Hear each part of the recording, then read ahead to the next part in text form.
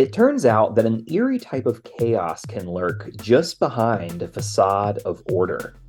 And yet, deep inside the chaos lurks an even eerier type of order. Douglas R. Hofstadter.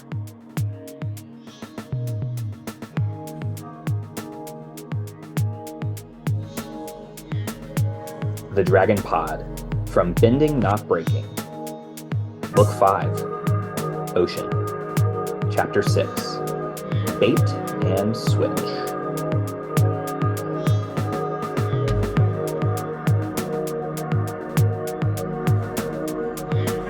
Welcome back to another episode of the Dragon Pod. This is Ben Pruitt, your host, and we are on episode 6 of this season of Ocean. Episode 6 of Ocean. There's a lot going on here. The season's just ramping up, and we had a great conversation with Jesse last week, and this week we have a really special guest, someone you all haven't heard from on the podcast yet. And so I'm thrilled to introduce Paige VanTassell. Uses she, her pronouns and is a writer and co-producer, and started working on The Dragon Prince in season 4. Has a lovely cat by the name of Momo. You all know what that's from. And she comes highly recommended from our friend Devin Gill as someone who is a thoughtful and generative person in conversation. So, Paige, you have been highly recommended. We're glad you're here. How are you today? Oh, well, I'm nervous now that I have that recommendation and No. expectations are high, and I'm following Jesse. I mean, come on. But I'm very thrilled to be here. No, it's going to be so great. I'm so confident. It's just going to be wonderful. Yeah. So you write and produce on The Dragon Prince, and I'm curious, like, tell us how did that happen? How you started in season 4, but what's the story? What's the scoop? Settle in, it's a long tale. I'll keep it short. No, I was an assistant in various writers' rooms in LA. I wanted to write, and I was a huge Avatar fan, as many of you I'm sure can relate. And I got a chance to meet Aaron, and he was very like generous at the time and talked to me about Avatar and like took on my fan questions, and he mentioned the Dragon Prince they were working on, and I got really excited, and I was a huge fan. And then years later, I think it was 2020. Yeah, this is a multi-part. We go through time in this story. 2020, we were all having a bit of a crisis globally, I would say. And I was like an assistant, and I was thinking of like my life and my career and what I wanted to do. I went on a long walk. I was thinking of quitting. And 2 of my friends texted me a listing for a writing job, and it was to the Dragon Prince. And I applied thinking I wouldn't get in, and then I did, and 3 years later here I am, and it's been an incredible experience, and I'm so thrilled to have been like a fan first, and then a writer was on it. Was just like insane. Amazing. Yeah, I can relate to the being a fan and then being like, what if all these things opened up and the world turned into like, and then it's just there's so much cool stuff, and then all of a sudden I'm having really cool conversations with the writers and then the voice actors, and it's just a really cool process to become involved. It's really lovely. Yeah, definitely. Yeah, so you kind of are a double dipping fan in terms of the podcast and what we kind of do. You have the Avatar background, and you have this now significant impact on the Dragon Prince. So that's really neat for our a lot of our listeners are do cross paths, which I think is probably true for viewership too. Yeah, definitely. And we like, we play inside a little bit. We have like, the glider and the Oh yeah, there's definitely some dragon, like, strong hints. not Yeah. shy about that connection. Yeah, I would say. Yeah, well, that's amazing. Have you had any influence on any of those, or is that just out of the fun animator side? I think it usually comes just from the room, like knowing we have those fans when it's like, what would Subaya put in her basement? And then we're like, well, why not put some fun Easter eggs down there? It's like when those situations come up where you have a chance to have fun and put some little things for the fans to notice. It's like, yeah. In this day and age of like, you have to pause and look, it's fun Oh, to yeah. lose. and it You seems, can really hide things, and some like people will find it. and Reddit loves it, and we want to make Reddit happy. So Right. That's really the main reason you make a show, is to make Reddit happy. why does anyone do anything else? Right? I don't understand. Yeah. Well, okay. So you were writing in LA, and now you write for the Dragon Prince. I was going to say you write for the Prince. It's kind of a big deal. Uh, but tell us a little bit about like what you do when you're not working. What do you do that makes you human? Oh man, good question. I mean, I, as many Americans are, I'm a consumer of many things. I love Naturally. television, books. Um, I was a competitive swimmer Oh. growing up, so I still love to swim, and I swam in the ocean for a while, and then saw a video of a shark attack, and I've taken a break from that. Mhm. Terrified of sharks. Anyway, but so this season of ocean was really exciting for me, and just like the themes here, because I love being in the water, and but No yeah, sharks, though. yeah, yeah. But yeah, also a very scary place full of sharks. Uh, but overall, pro ocean. Ocean's cool. But yeah, I don't know. I love food. Ooh, yeah. Yeah, What kind of food? I'm a huge consumer of carbs. Carbs, Yeah, pasta, bread. breads. Yeah, music. I don't know. I love stuff. Yeah, turns out human, right? You like all the things. I Amazing. guess. Yeah. Yeah. So one curious question: Has you were a fan kind of prior, and then you started working on the project? I'm curious if your relationship to the show kind of, obviously it changed, but like I wonder, can you speak to how it changed after going from fan to being a part of the creation of it? I mean, it's sort of like it's a there can be a difficulty in working on a thing you love. Mm, Um, I bet. the hardest thing about it is you watch these when you're a writer on the show, and also like, all the writers, we all watch the cuts and give notes. So you're watching an episode for years because it takes so long to go from script to the different stages. And Yeah. we get notes on every round. And so then to sit down and watch it as a fan, it's really hard to turn off your brain of like, oh, what's that? Is that an animation mistake? Can we tweak that line? And you're like, no, it's done. I get to enjoy this now. And so that's a difficulty. I'd say like a positive thing about it is you just respect the work even more. It's so hard to make a thing. And you don't really realize that until you're like in it. And all the work like the animators do, and our composer and the brilliant actors, and all the things that have to come together exactly and perfectly to make this thing that I'm really proud of, and I think we all are. It's almost like a miracle that it gets done. Yeah. Yeah. Yeah, so it's like, the positive is the respect, and the hard thing is like turning off that work brain. Yeah. But yeah, it's been an amazing experience. So Amazing. Okay, well, I'm really thrilled because this is going to be a really neat conversation. I can already tell. So I want to kind of dive in, and you've already been speaking to this a little bit broadly, but I want to narrow the focus to this episode and kind of treat you as the primal source that you are. And I'm really curious. This is this is like the hinge point of the season, it feels like, in terms of what's going on. So I'm curious, like what, if anything, happened in the making of this episode that you might be able to speak to? excellent question. I mean, just a couple like fun things, if Oh I yeah, can. love those. Well, first of all, just to speak to once again, like the animators and the teamwork aspect that I think happens in all art that's collaborative, but I feel like especially animation. In the original script, Ezrin is able to get, and like when he's doing the heist, is able to get the chest out before Finnegan enters the office. So we didn't really have like an escape thing. Oh. And it was only after the design of Finnegan's tower and the ropes and the animators like putting two and two together that we got that sequence of him sliding down, like ziplining on the rope with his crown, which I love. which is such a cool thing of like all the like the writing element that there's an escape there, but we're Mm-hmm. not quite sure what it is. And then the design element of like, oh, now there's these cool ropes we can use. And then like the final pieces falling into place of just, I love that we just got like that cool sequence that was totally unexpected. And we're like, oh my God, awesome.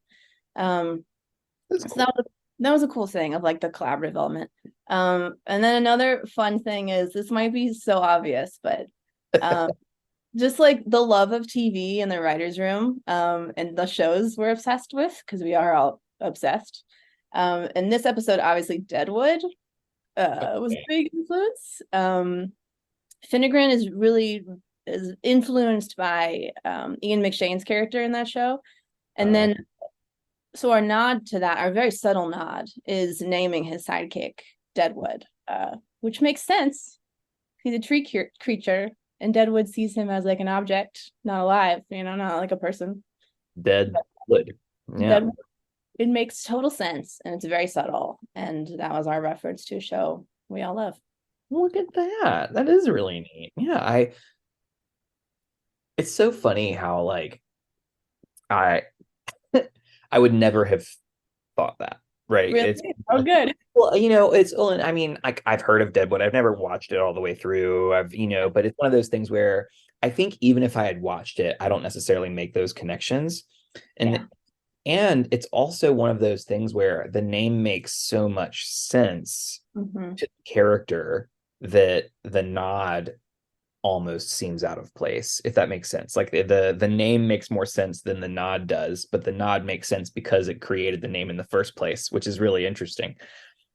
It's like they got it from us. If time Exactly. isn't Yeah, linear. exactly. Yeah. Right. So Well, I mean and it's just really interesting. Like it just I feel like I noticed them more when like why is his name Deadwood? But it makes sense. So does that make sense? Like yeah. Yeah, totally.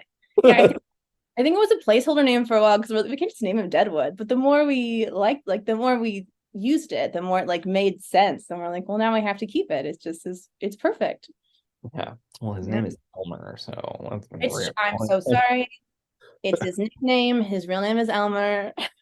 But right now he identifies because he hasn't fully come to terms with his power. Anyway, that's a 507. Or 508. I won't Yeah, don't worry. We dive hard into that. We've already good. recorded an episode, so but yeah, exciting. Okay, so we have been tossing back and forth a few lenses to kind of discuss the episode through. And ultimately, you landed on the lens of order. Mhm. And I'm curious if you can help me understand like why pick order? Yeah. I think like the more I thought about Scumport, which is like the major setting for this, and it's such an interesting place because there's not like Rayla upon entering Scumport, it's like there's not really laws here, but there is an order to it. And it's an Uh, order set down by Finnegan through like fear and violence and threat, but it's there is a structure to this. Um, mhm. which was really interesting to me to like, and also Ezrin coming in as a king, taking off his crown. It's a different sort of Yeah. society here. So kind of diving into that, and then I was thinking about Claudia's storyline and sort of the dragon and her fighting, and it's not even really about the two of them. It's about the greater order of things that she is like, like now's our time. The order is going to be shaken up. So it just sort of seemed to fit all these different storylines in an interesting way. Yeah, we have not had this lens before, which is like it's always interesting to me when we find something that we haven't touched on because we've been doing this for like over 5 years now. And I am like, how have we not done this? And it's either we haven't done it for a long, long, long, long time, or we haven't done it. And uh, I think we might not have done it. Listeners, correct me if I'm wrong. But um, it's interesting. So I'm curious. There's order is a very large word in terms of what various meanings it can have. And I'm curious, you kind of spoke to the world order, the order of like law and order. There's like various forms and types of order. And I'm curious what your personal relationship with order is. Like how do you experience order, so that kind of help us contextualize it? Yeah. Well, first of all, I'm a big order of pizza, as we've established. Um, Secondly, I think for me, like a large part of like my career and like the industry in general, and luckily I haven't really run into this on the Dragon Prince, but like other shows I've been on, there's sort of an unspoken order to things, almost like a hierarchy. And I think that's with a lot of careers and just groups of people that tends to Bureaucracy. is what? Sorry. Bureaucracy. Right, exactly. Yes. And I think for me, there's been, I think a lot of women, people in general, but I think women especially previous generations, were sort of taught to like know their place and Mm-hmm. and stay there. And a struggle for me, I think, in my career, especially in a creative career, where like innovation happens when you sort of go outside those boundaries. And so it has been sort of like my upbringing Yeah. versus like being able to sort of like step outside and sort of not listen to what I think the order of things is, but instead sort of like break down those barriers a bit and innovate, if that makes sense. Yeah, no, it makes a lot of sense. And I think that's an interesting word to kind of bring into it. This it requires innovation, right? That to get out of the, presupposed box that we think exists. And, Yeah. it reminds me of the idea of like framing something as in believing something as impossible, and then when you frame it as possible, it completely changes how you approach it. There's a really neat I read about this in a book called 3 Seconds, but it's about a math professor from the Depression era who was a math student at the time, and came late to a test. And there were 6 problems on the paper and 2 problems on the board, and he finished his paper on time, but he couldn't finish the ones on the board, and arrived like 10 minutes late. So he went up to the professor and goes and say, "Hey, I like, can I get any extra time to finish these 2 problems? I didn't have time to do them." Professor looks at him and says, "Yeah, you can have 24 hours to finish these problems." Goes home, and he was distraught because he could only figure out one of them. And he comes back in, turns it in, and was sure he was going to fail because, like, if you don't perfect everything in this time, then you're not getting a job. Mm-hmm. And it turns out one of the 2 problems on the board were considered impossible. And the professor had told the class during that initial time, but he was late, and so he didn't hear it. And so he said, "I need all the time to figure it out." And he figured it out. And that's the story, Wow. right? Isn't that neat? That's a true story. That's amazing. Moral of Uh, the story, show up late to math tests. that's what I'm hearing. That's like the main deal here. It's just like, here's the order of things, and it shuts you down, right? It has the potential to shut people down from trying even. It's a very interesting means of control even, and I'm pretty sure we'll dive into that too. But yeah, this will be an interesting lens. I'm excited to tap in. But before we dive into the episode, we must do our due diligence and remind our listeners of what's going on in the episode in case they haven't watched recently, which means we're doing a 30-second recap. And so I want to invite you into this lovely practice that we have. Would you like to go first or second? I'll go first. I love getting a thing over with. Let's get it over with. All right. I'm going to pull a timer up, and you have 30 seconds. Are you ready? So ready. All right. 3, 2, 1, go. Dragang needs a boat. Rayla knows where to go. Scumport. But Finnegrin's in charge. Ezrin's like, I can talk to that guy. He goes up to talk to Finnegrin. Meanwhile, Rayla and Soren find Another captain, Velas is back. Whoa. As Infinigran butt heads over being bait, and as Infinigran's like, we'll take this chest and I'll give you a boat. And then as like, no way. But then he's like, we gotta steal that chest from and then they steal, and then Finnegan chases, and then Claudia versus Dragon. Ding. That was good. Just got a little bit there at the end. Get it? For a first time, that's incredible. That's so good. 30 seconds is so fast. It is fast. And if you until you try it, all of a sudden it's just anyway. I have a timer, but will you count me in? Yeah, ready? Yep. 2, 1, go. Okay. So Rayla's like mysterious boat call, and then the dragging head to Scumport, as you said, and then they try to lay low and they go see Finnegan, and then Claudia and Terrio play hide and seek with the dragon, and then Elmer lets Ez in to see Finnegan, and Rayla and Soren go door to door, and they find Velas, and then the Drago finds Claudia, and then Ez sees justice as his responsibility, and Soren dresses up as the group, pulls a con, and then Claudia freezes Drago and then lets it go, and then Nyx is the first mate, and Finnegan sees them leave, and that's 30 seconds. That was like a Wikipedia summary. That is the highest of praise, because we all know Wikipedia. The crowdsourcing, it's the way to go. Maybe it's the dragon fan wiki. Oh, right, yeah. Yeah.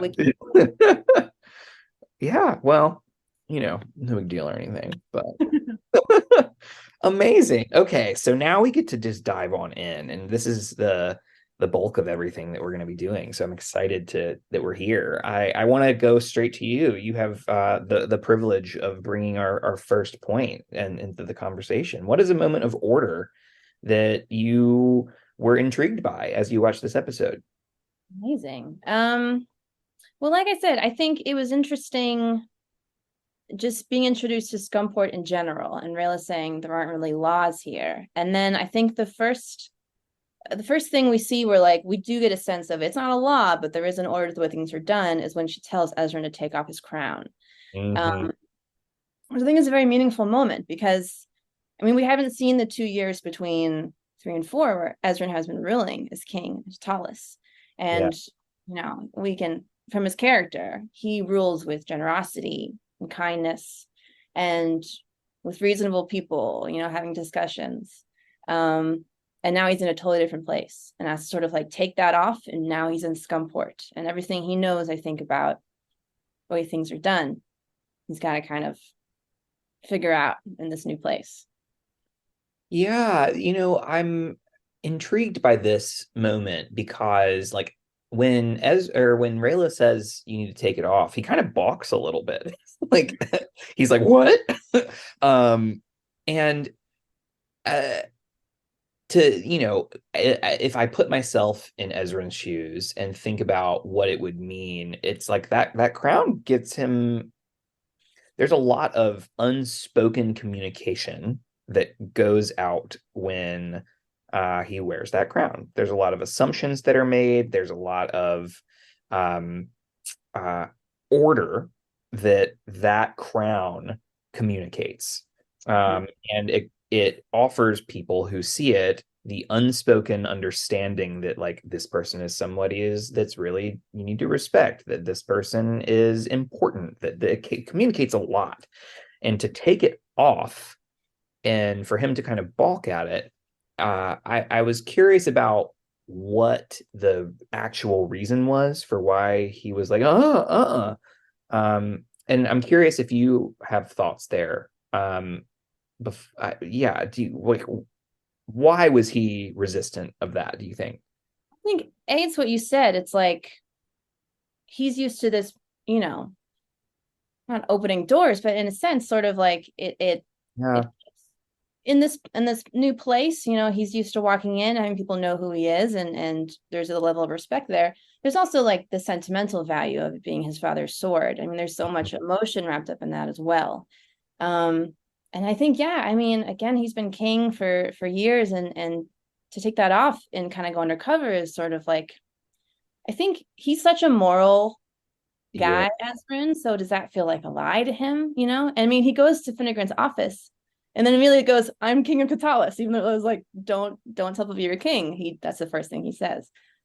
So yeah, I think it almost feels like a lie to take that off to him. Yeah, and I think that that's something that is really what makes Ezran really compelling as a character, right? And different from his peers is that his moral code, right? His ethics, his guiding principles, whatever you were calling them, are really strong, right? He is I think I don't know if there's another character on the show that has quite as much as integrity as Ezran does, Yeah.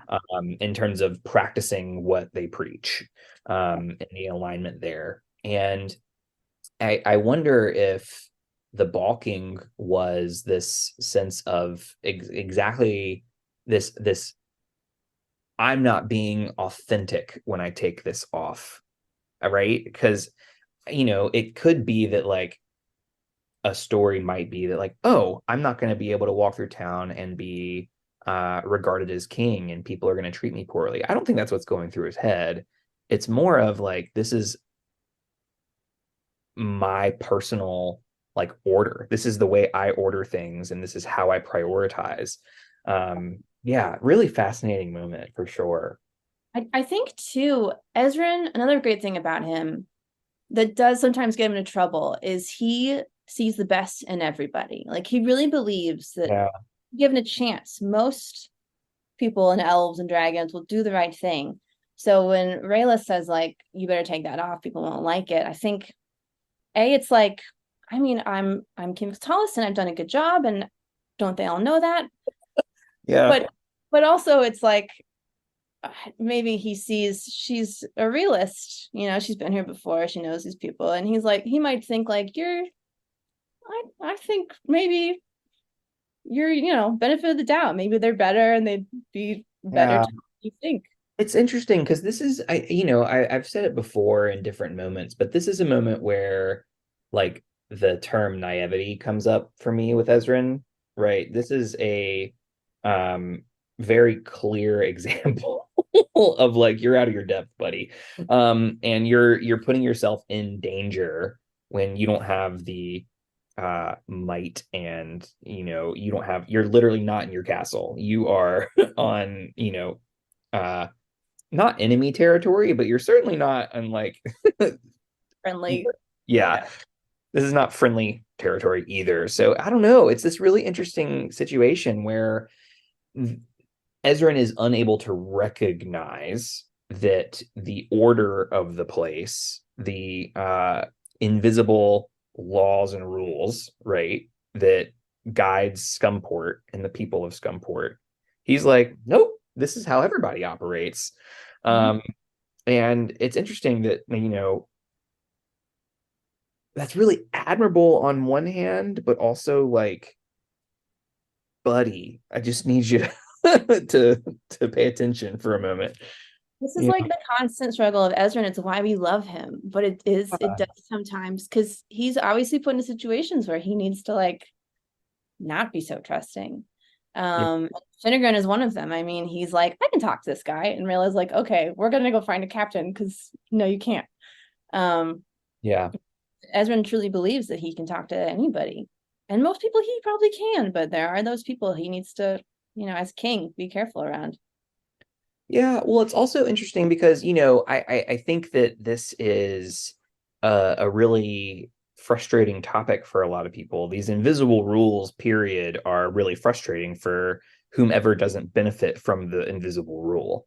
And this really speaks to kind of your contextual experience around, patriarchal, especially in the workplace, patriarchal culture, and thinking about how there is a lot of oppression in this town, right? People are literally kept on uh, in a lower power dynamic in order to keep Finnegan at a higher power dynamic, and it's done so in hindsight with later episode context, with knowing that he can literally freeze people and so it's like understood that if you go against this, then it's going to be a world of pain and or death, um which is really interesting, right? That this unspoken fear is what's guiding people rather than like community and love and kindness, which and like this ethic of love that is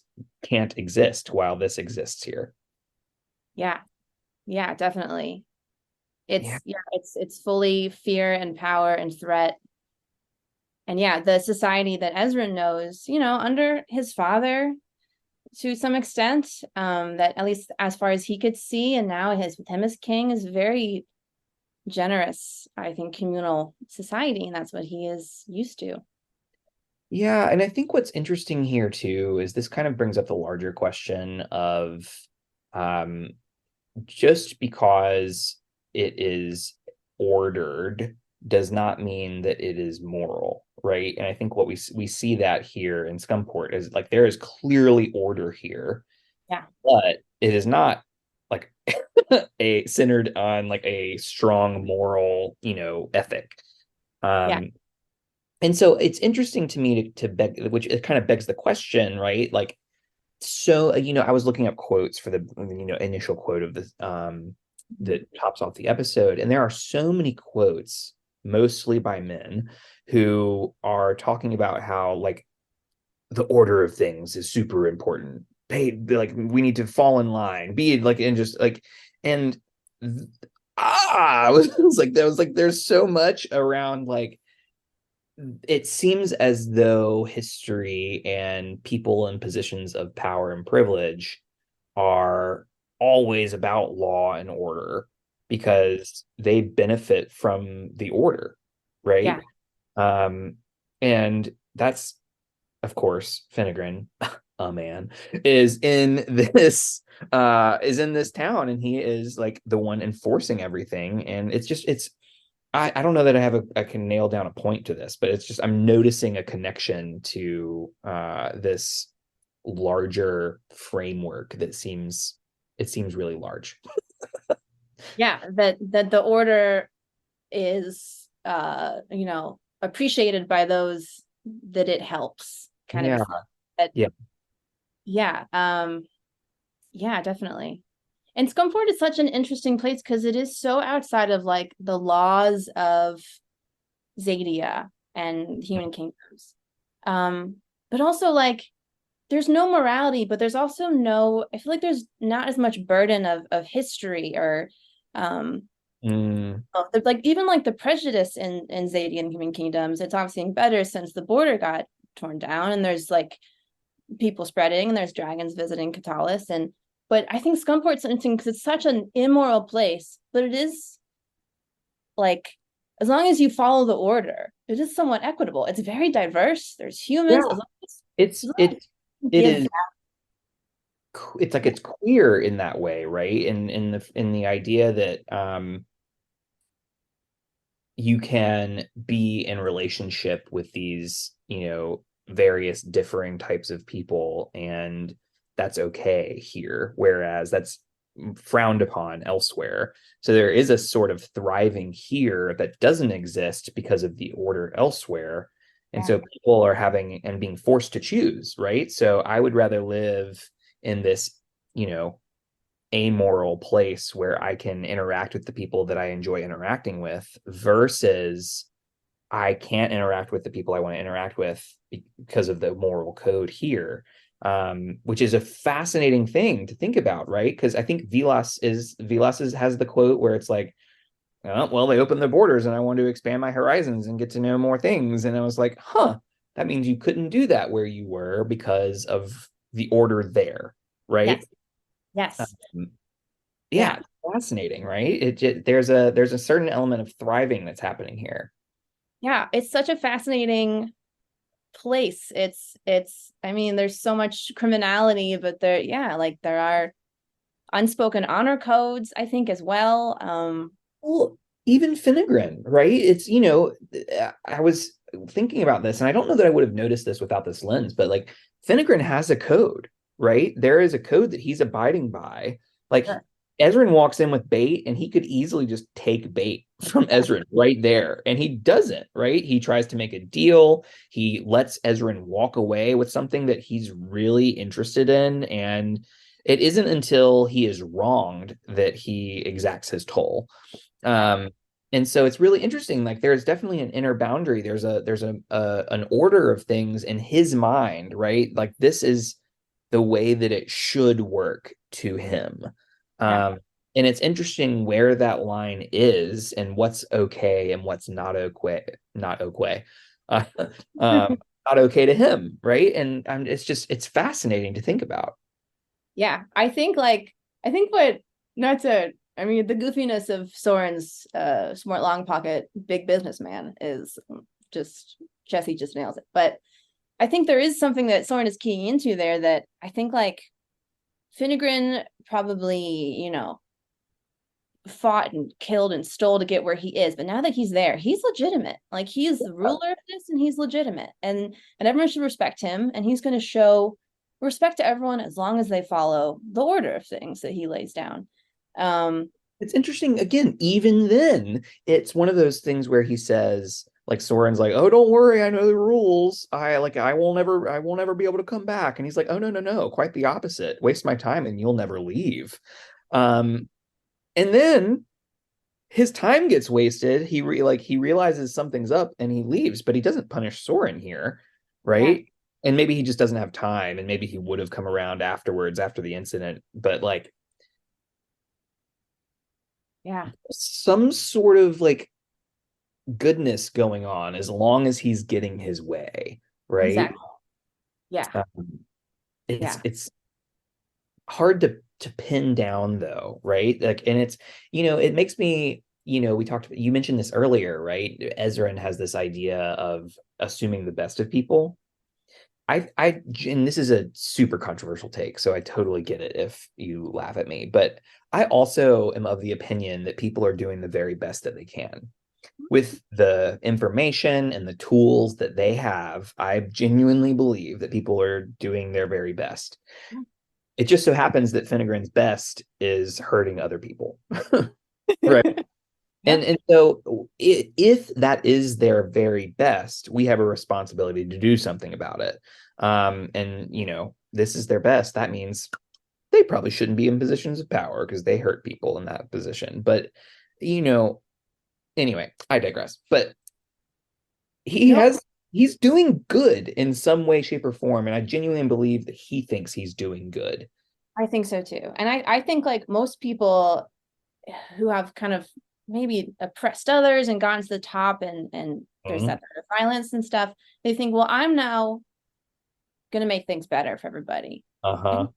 yeah, Skumport is a bit chaotic and dangerous, but yeah, like there's an energy about it. There's a marketplace. It seems to be thriving. Like Yeah. Veloth wants to go there. Like they're I'm not like pro Finnegren's way of doing things, but there might be a piece of truth to it that maybe we don't know what it was like before him. Was it worse? Was there a Yeah. bigger tyrant? I mean, we don't know. Well, and I wonder, like, I'm really kind of changing my mind on Skumport as we have this conversation in terms of like it being a locus of not it's not just the crime capital of the world, right? It's the space where people can, not have to deal with the order of a kingdom, Yeah. right? And they can go and be free and make choices and really have agency here outside of like, don't hurt Finnegren, right? And that is a preferred oppressive state than one that judges you for your identity for a lot of people. And it's interesting to think about how Skumport is in and of itself is a form of resistance against the hierarchical thinking elsewhere, right? Yeah. Um, which is really wild. That's interesting to think about as like, what if this is a locus of resistance that people are experiencing here? I think that's like people in general, myself included, are like fascination and like how we relate to like pirate stories or like capers. Ocean's 11, they're stealing from the bank or the casino. Whatever. It's like I wouldn't do it. I'd go to jail. Like that's against the Yeah. law. But there's a sense of freedom in that like the world is organized by these rules, and these are the people courageous enough to kind of step outside and be like, but why? And a lot of times they murder and steal, and that's not great, but like there is sort of like a, raise the sails and get what you can, and it's different rules. Well, it's interesting to me because I'm relating this. I'm in a class about bell hooks. We were reading a lot of her work. And I love bell hooks, but this week we're reading her book on love. And one of the things that she talks about is how love can't survive in a culture in which lies are the predominant and initial response to things, when greed is something that we are so much grappling with, when people are in dominating relationships and are attempting to get power over.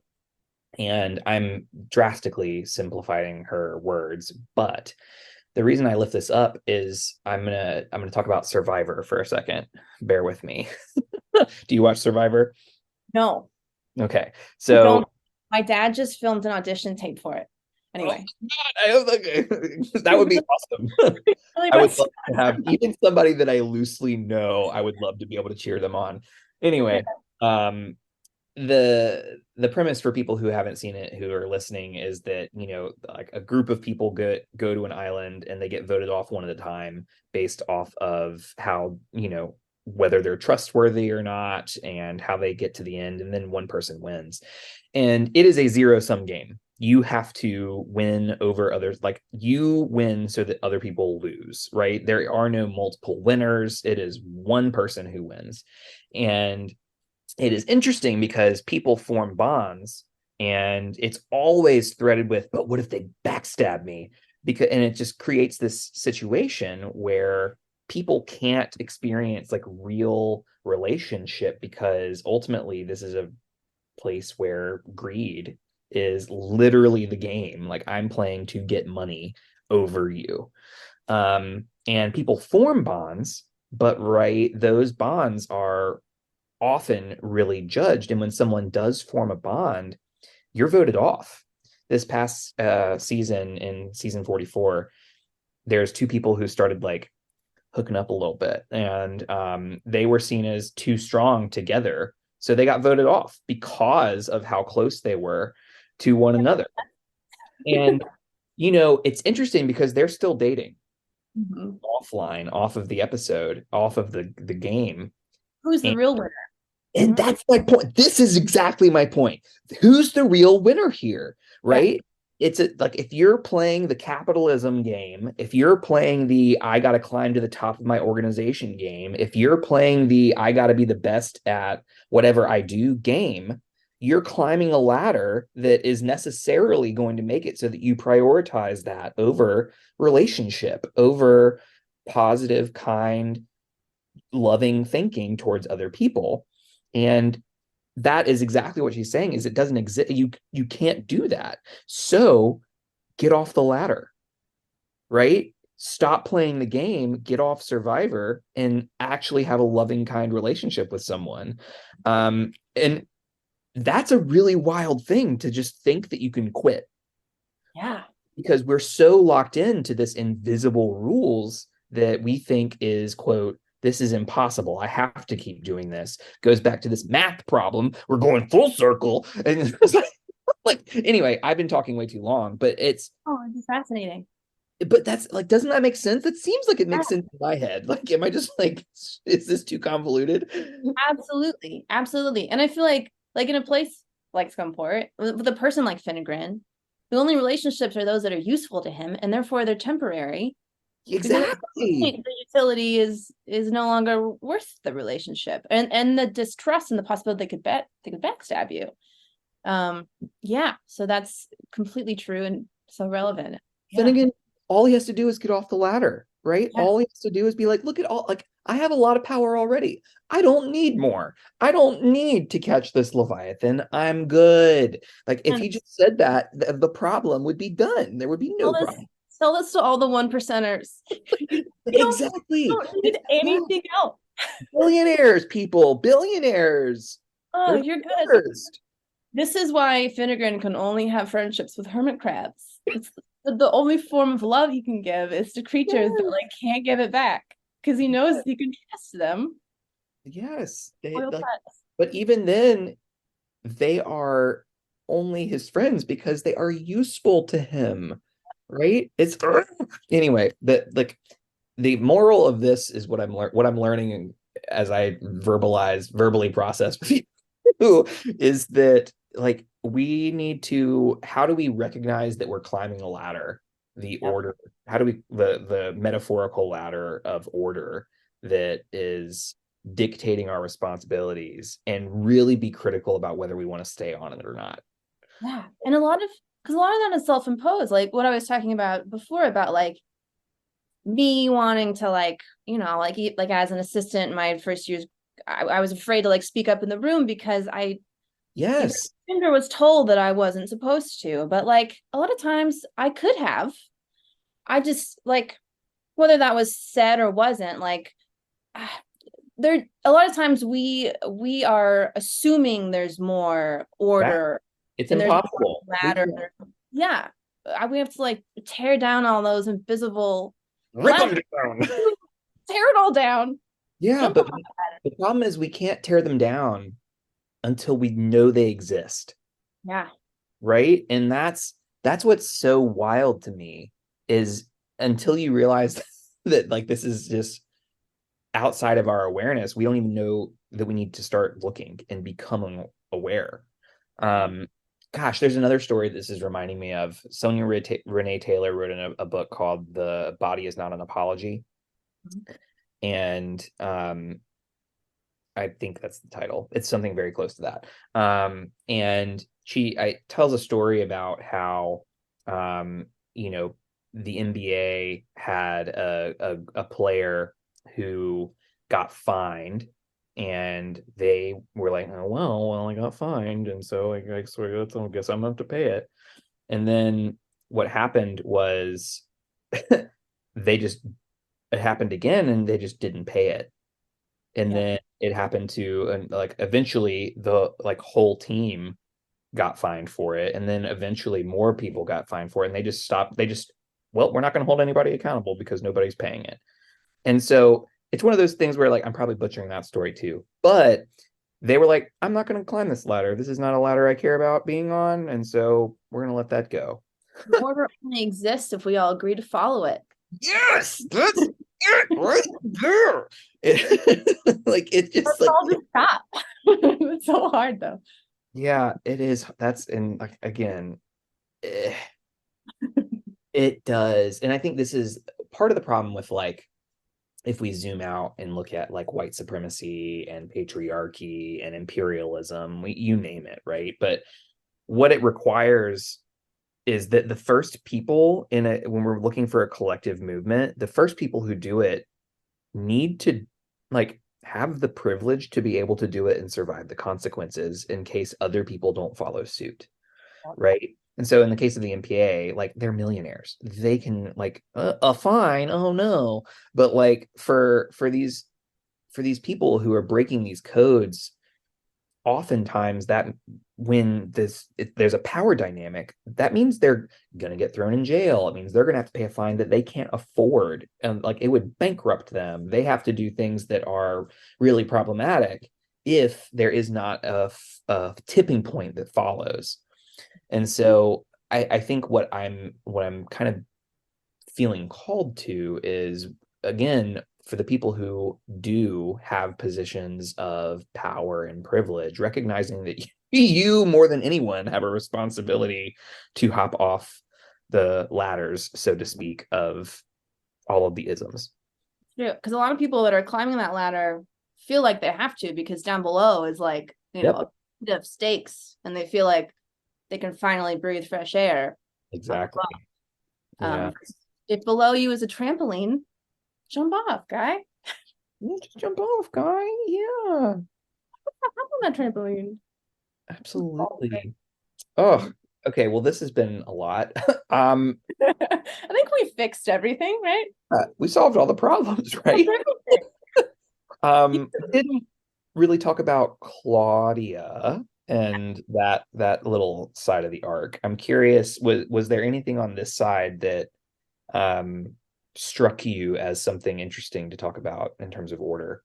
Yeah, I mean, we've heard Claudia talk about like the so-called order of the world and the feelings in her bones about humans and suffering, how everyone looks down on them and they're lesser beings and that's something she's like a true believer in that. Oh, Um hardcore.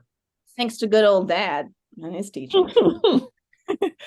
Um so we know that she holds that belief, but I don't think we've ever seen her. She's faced off with dragons in the season 3 finale. She's put Rex Ignis to sleep, but like facing off with a dragon like this, I think this is the first time we've really seen that Yeah, it's a different kind of face battle. to face. Yeah, I guess they faced Pyrrha back in season 2, I think. But yeah, Yeah. it feels very meaningful that this isn't just about her and this dragon. It's about her new No. life.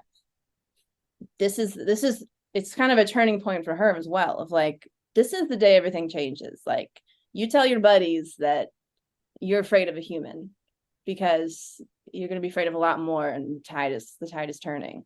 So it felt very momentous, like in that sense of like, this isn't just about her first dragon. This is about her whole world shifting. With her 2 hands, she's going to shift the whole world. Yeah, I mean, like that's kind of what when I wrote down my note here, I was thinking about like this is her means of reestablishing the, quote, correct order of things in her mind. Um, and this is how it should be, is the way that I kind of interpreted it for her. And I don't know if that's a generous assumption, but um that's definitely how I viewed it and kind of my thought process, which is, again, it is a symbol of like violent resistance to oppression, right? And um, it's hard because this dragon is, in her mind, an oppressor, right? And is trying to maintain the fact that, humans are lower on the totem pole, so to speak. That's I try not to say that. I forgive me for using that terminology. But yeah, it's odd to me to think about in terms of what's okay and what's not okay and what's ethical about this encounter, because like she's literally being hunted, right? Like it's not great that that's happening, but at the same time we know exactly why it's happening and what she's done and what she's capable of, and so it's like, this is a weird moment. It is. It's hard to know, because Claudia, like, obviously she's a means justify the ends justify the means. What am I saying? Ends justify the means. It's justify the means, yeah. Kind of person, and she's on a mission that she really believes is for the good of all. Yeah. But she's so, I mean, she's so Claudia, she makes fart jokes and she's lovable, Yeah. uh, Yeah. and so there's that. And then we see these like moments of darkness in her. Obviously, when she goes too far, she could go too far and really. Get it? Dark magic, darkness. Haha. There it is. Boom. But yeah, at the same time, this dragon also is like doing a favor. You know what I mean? Like, I guess we don't really know much about this dragon and what they believe. They're just one of many dragons who heard this call and answered. This very peaceful call to make sure that these mages don't release this terrible force upon the world. Yeah. Yeah, I don't know Yeah. how with this, but yeah, it's kind of like a foot soldier in this bigger thing that's being caught up in this violence. Yeah. Yeah. It's interesting, right? Because like if you think about, not only is there order in Scumport, not only is there order within, Catullus, each region, Zadia even, right? But there's also like micro orders in terms of like in small groups, right? Like the Drag Gang has an order and way, and like there's they achieve homeostasis and balance. In therapy we call it internal family systems, right, where we all have, different parts of us that kind of come into balance. And it's interesting because the system in this small group with Terry, the homunculus, Sparklepuff, Viren, and Claudia is, when the shit hits the fan, so to speak, Claudia is the one who, is the first to really get into gear. Yeah, but oh, sorry, go ahead.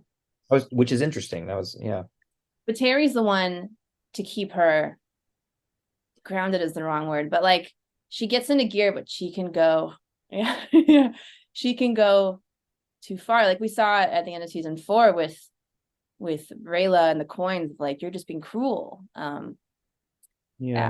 And that's kind of his role with her, it seems, to bring her back to who he knows she could be, and she is. Yeah, right. And it's interesting too, though, because when she gets into real danger, Terry's not scared to be like, like, I'm gonna stab this person for you. That's true. Right. And so it was an interesting dynamic here, right? Because I was curious that Terry was hiding in this moment, right? I think that's the gut instinct, and then the secondary instinct is protect Claudia at all costs. But yeah, I don't know. It was just I was curious by it. I was like, huh. So you're willing to stab people in one instance, but in another, and like this is not the first time where he's also gone Earthblood on some people, and that didn't happen in this season or this moment either. And so I wonder if there's just a different dynamic between Terry and Dragon versus Terry and people. I mean, growing up in Zadia, I think the dragons are even for the elves to some extent, the dragons are the rulers of the land. So yeah, I think that could definitely come into play of like a certain level of respect, even. Yeah. And I do think on the whole, he knows what Claudia can do and what she's capable of, and maybe he even sees when she's like, I'm tired of running, and just steps back. He knows like this. It's sort of like in every like action movie where like the hero and the villain has like all the thugs, all the minions. And the villain steps out and he's like, no, I can handle this. And it's like, you could beat the hero so much easier if you used your army of dudes. Right. But they want to go. So I feel like he knows how meaningful this is to her, I think. And I think that if she was in like deep doo-doo in a moment, I think he would jump out. Yeah. But yeah. Wild. There's a lot going on. There's some neat stuff going on here.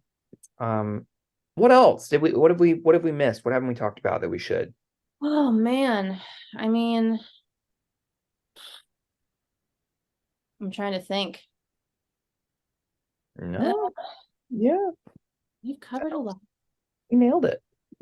Amazing. I don't want to pat ourselves on the back, but I'm going to go ahead and pat myself on the back with both my hands. Oh, wow. Not just one, but two. Wow. Amazing. Good. All right. Well, everyone, we're going to take a short little break, and we will be back shortly.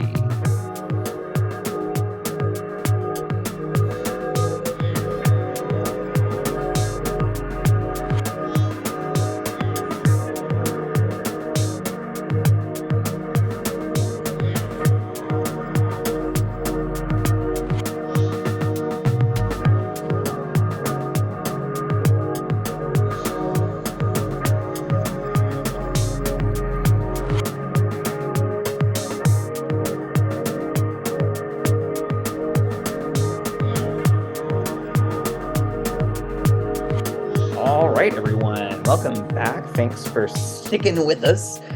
We have a couple more segments for you today, and we did our first 3 episodes with Lectio Divina, and we did our middle 3 episodes, 4, 5, and 6 with Florilegia. And so you've heard that twice now, but I will explain it once more in case this is a new practice for listeners that are joining just for this episode.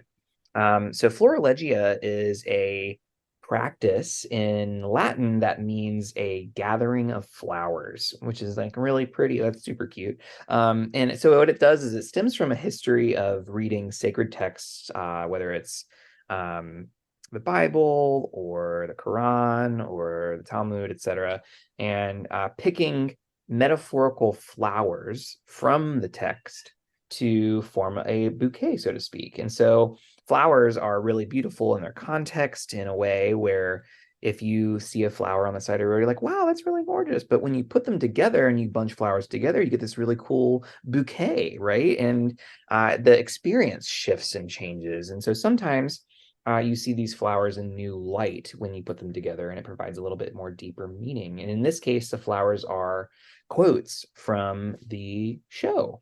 And so we're going to attempt that today, Paige and I, and we're going to nail it. It's going to be wonderful. And so I brought a sparklet, you brought a sparklet, a little flower, and I'd love to hear yours.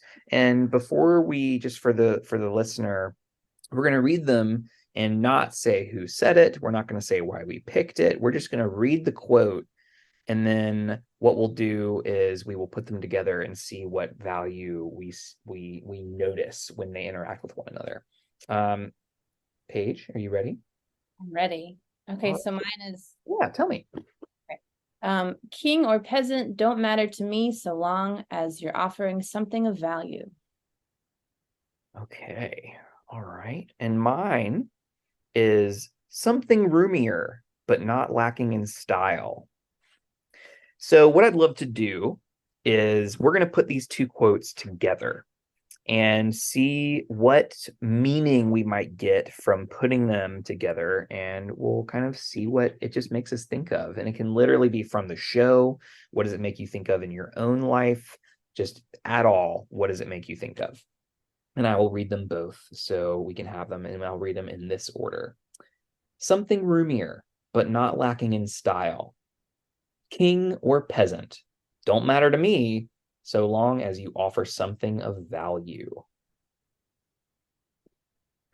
So, as we read those together, what does that make you think of?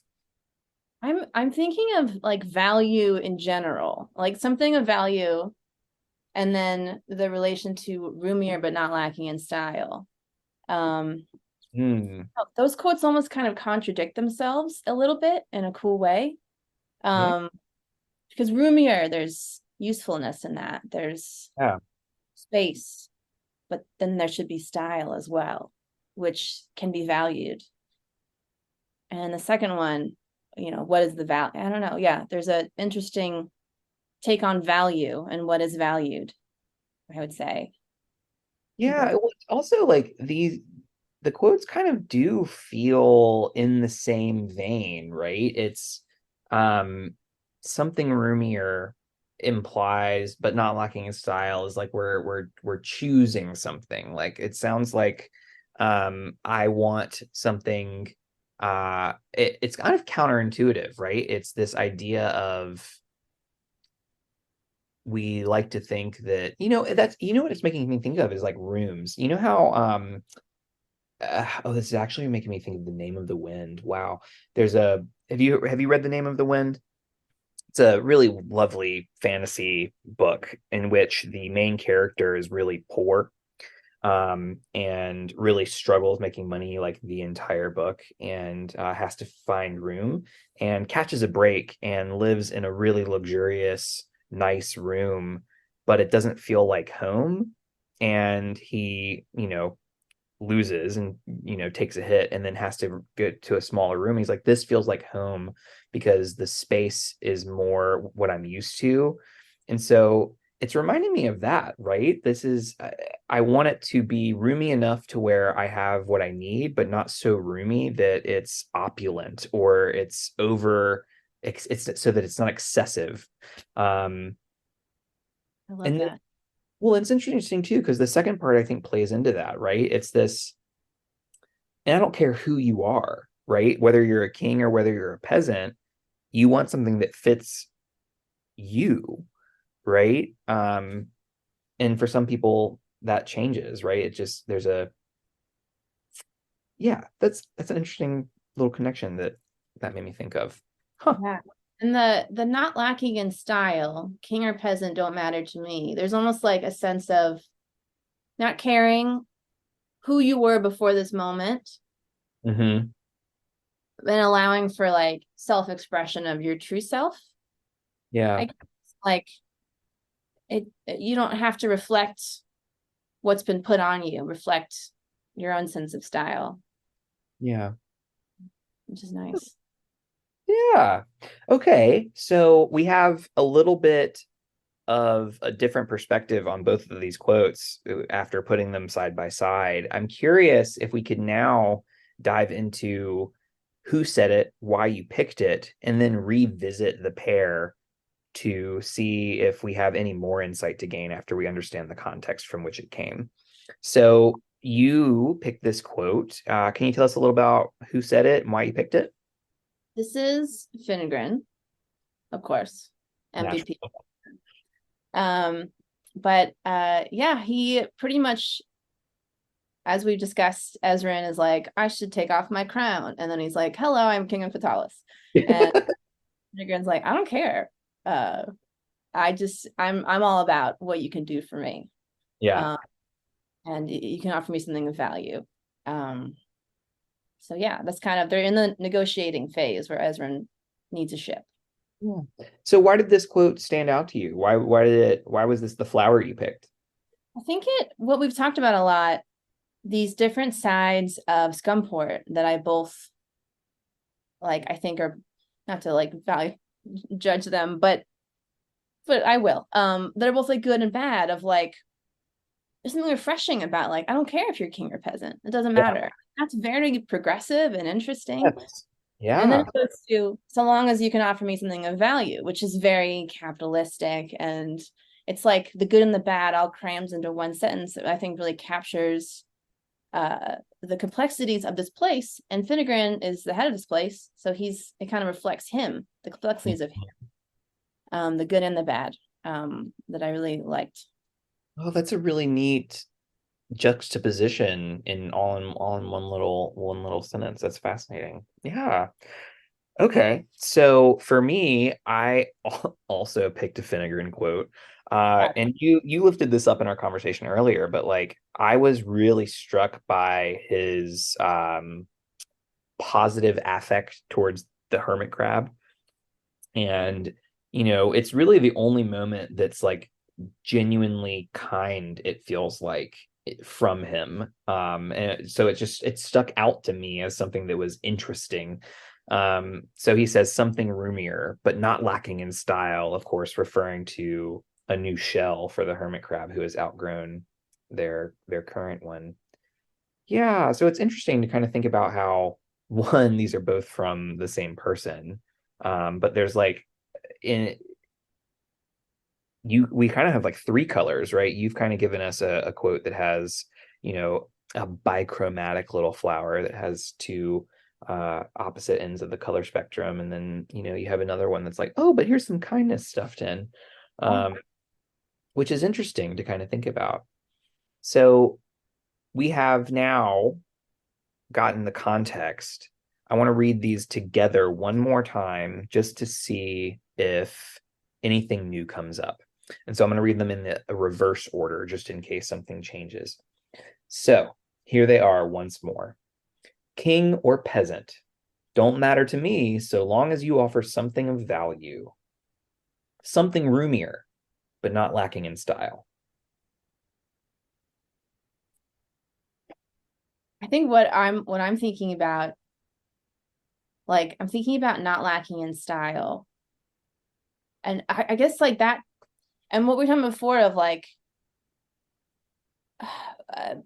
when you're on the ladder, relationships are really only about usefulness. So Mm-hmm. something roomier is so it feels kind, but the something roomier is so they can grow, so Yeah. that he can have them as his ships, which is very useful. I think there is genuine care and love there for his pets, but they are useful, like you said.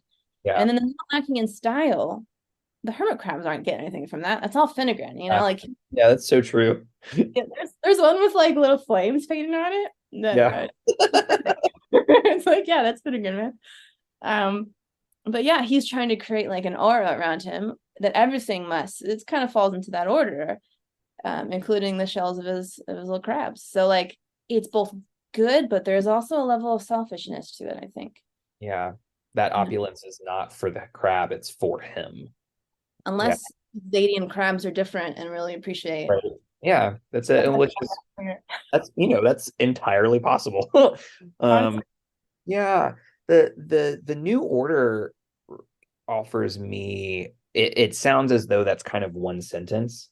And so it continues. And so in other words, that something of value is something roomier but not lacking in style. So like king or present don't matter to me so long as you offer something of value, which is something roomier, not lacking in style.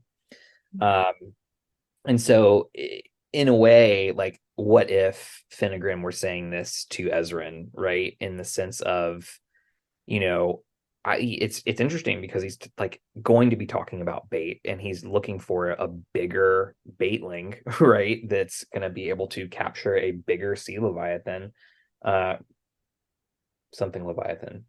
yeah. Um, and yeah, it's interesting, right? He's like very capricious in terms of what he needs from bait. He's like, I'll take half of it, that's fine. And like zero aware of how invested Ezran is in keeping bait. Yeah, I don't know. It's an interesting little pair. That Which, we've which which half? This is. I'm sorry. I'm turning the question on you now. Which half do you think Finnegan would have taken? Oh, interesting. Yeah. I think oh, you can pick. I think he would have picked which half. They like, oh, you can pick if you're keeping half. Like I don't think he cares whichever one. He just wants enough to um or would he go long way half? Does he take the like Oh, right smart. instead of like, torso and tail versus anyway, that's we got morbid there. That was my fault. It's a person. Uh it's a part of the team. Oh man. But that's a good segue. Anyway. Um, thank you so much for doing this practice. It's always interesting to see what happens when we, pluck random quotes and see how they play together. And sometimes they play, and sometimes it's like that's an interesting pair, and then you leave it at that. But yeah, this was an interesting little sandbox time, so to speak. Amazing. Okay, that brings us to our final segment, which is gratitude. I'm a big fan of gratitude. I hope you are, because we're going to do it.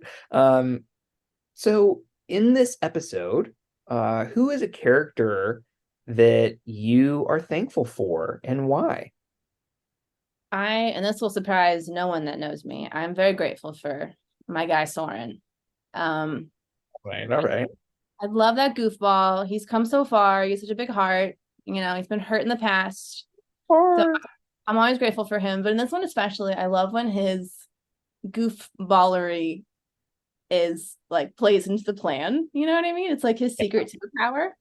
So he gets to he gets to, do a little improv, put on a character. And it's like a huge part of why they're successful. His smart long pocket.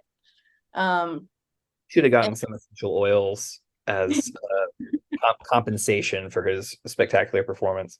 I hope he went back to that stall and got some lavender oil because I feel like Smart would smell of lavender. Oh, absolutely. Part of Yeah. yeah, you got to really immerse yourself in the scent as well.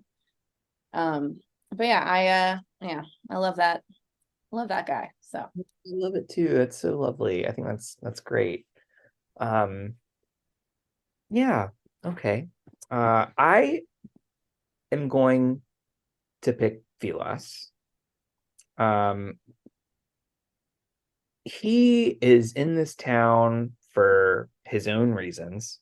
And he went off on a wild ride with this group last time.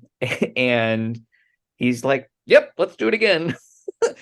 And so there's just this generosity of spirit that is really interesting because I will admit that I am on the ladder, so to speak, sometimes, especially when it comes to like capitalism and like, no, I have to do this and I have to do this and I have to do this. And it's so hard for me to prioritize relationships sometimes when there's so much to do. And it's just like there's always so much to do. And so until I say no, it's always going to be that way. And I don't know, there's probably a lot of reasons why he said yes here, but for me, I'm grateful because it reminded me that I can choose people over, capitalism in this respect, because I don't think they're paying him. I don't think they're yeah, it's just a really beautiful relationship that they have. I love that. Yeah, he's just game. He's game for the adventure. He's Yeah. game to, yeah, he's got an awesome spirit. Yeah, I'm here for it. Amazing. That. Oh, well, Paige, we did it. This has been amazing. Oh, this has been so awesome. Thank you so much. Oh, it's my pleasure. I want to give you an opportunity. You may be like, no, thank you. But if people hear this episode and they're like, ooh, I want to talk to Paige, how would you want them to do that? Oh, I am not like an online person, but if you're ever in Pasadena, that's where I live. Stop by, say hello. Oh, good question. I have an Instagram, but I don't know what my handle. If you Google me, you'll probably find it. Sometimes people reach out and like ask me for advice or to read a script or something on LinkedIn. Like people should feel free to do that. I love sharing whatever small little nuggets I have. So yeah, I LinkedIn sounds so uncool, but probably LinkedIn. I think that's fine. I think that's great. So LinkedIn, Paige VanTassell. You can find her there. And then if maybe on Instagram, on the off chance that you check it on the once or twice a year that you look at it. Yeah. Amazing. Cool. All right. Well, this has been lovely. You can find us on social media. We are have a little bit of presence, but we are quick to respond if you DM us. BNB_pod. And you can also find us on Patreon. We do live episodes monthly with our patrons. We're about to finish up season 2 of Avatar: The Last Airbender. It has been a wild ride. I forgot how good this show is. It is unreal. Every time we do an episode, it's just so good. So I hope that if you are curious about that, you'll check us out. And Paige, again, thank you so much. This has been lovely. Such a pleasure. I mean, I like when you're working on a show, sometimes I don't know. It's just amazing to share experiences with like fans and people that like it and talk about it. And it's like, right, I'm so grateful to have this job. I'm sorry, I'm now adding like minutes. Yeah. Oh, it's fine. I'm so grateful for this job and I'm so grateful to talk about it. And it's such a cool experience I'm so proud of. And follow everybody who works on it because they're all awesome. And anyway, thank you very much. I'm thrilled to be here and to chat about this stuff. Amazing. Well, you heard it here, folks. Go follow everyone, follow us, check us out on Patreon. And until next time, be well and do